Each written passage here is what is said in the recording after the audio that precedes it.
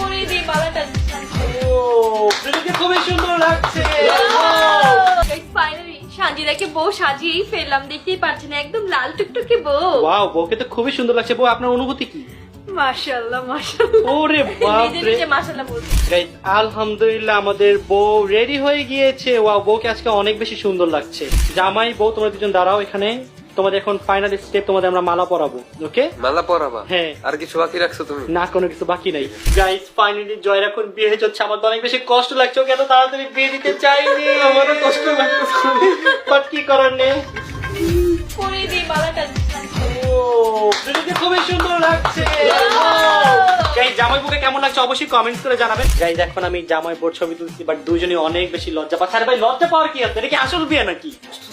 তাড়ি তো একটু ক্লোজ হইতে হবে। পোজ দাও। আর বিয়ের সময় এই বিয়ের সময় কেমনে দাঁড়ায় থাকে? What is this? ভাই দুইজন দুই এক একটু হালকা একটু ছবির জন্য কি করবো বলো আমাকে, ক্লিয়ারলি বলো। একটু পোজ দাঁড়াবি। Joy I am extremely sorry for that. এত লজ্জা পাচ্ছে, নতুন বিয়ে হয়েছে তো, তো এত লজ্জা পাওয়ার কি আছে? তুমি তাহলে বুঝলাম না। Guys I am extremely sorry for that. Joy just আজকের দিনটাতে আমার জন্য একটু কষ্ট কর।